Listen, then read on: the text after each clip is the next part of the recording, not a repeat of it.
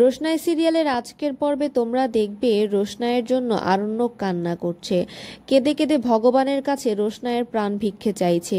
আর এসব কিছু দেখে আরণ্যকের বাবা ভীষণ রেগে যাচ্ছে। আরণ্যকের বাবা আরণ্যককে বলছে, তুমি এসব ছাড়ো তো। আর এই মেয়েটা সবসময় এমন করে কেন? এই মেয়েটা যেহেতু জানেই যে তার ঠান্ডাই খেলে সমস্যা হবে, তাহলে সে কেন ঠান্ডাই খেলো? তারপর ছোটু রোশনাইয়ের পক্ষ নিয়ে কথা বলে। ছোটু বলে যে রোশনাইয়ের ঠান্ডাইতে কেউ কিছু মিশিয়েছে কিনা সেটাও তো দেখার বিষয়। এই কথা শুনে জাহ্নবী আর সুরঙ্গমা এখানে ভয় পেয়ে যায়। তারপর এখানে গরিমার মা কয়েকটা কথা বলে রোশনাইকে নিয়ে। বলে যে এই মেয়েটার জন্যই যত ঝামেলা, এই মেয়েটার জন্যই সকলকে রাতের ঘুম হারাম করে এই হাসপাতালে থাকতে হচ্ছে। কবে যে এই মেয়েটা আমাদের জীবন থেকে যাবে? আর এই কথা শুনে আরণ্যক খুব রাগ করে। আরণ্যক রেগে গিয়ে কয়েকটা কথা শোনায়।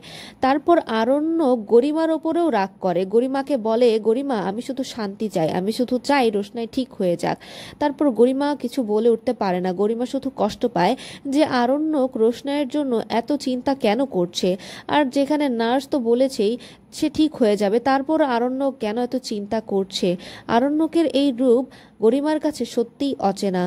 এদিকে পরের পর্বে আমরা দেখব রোশনাইয়ের জ্ঞান ফিরেছে।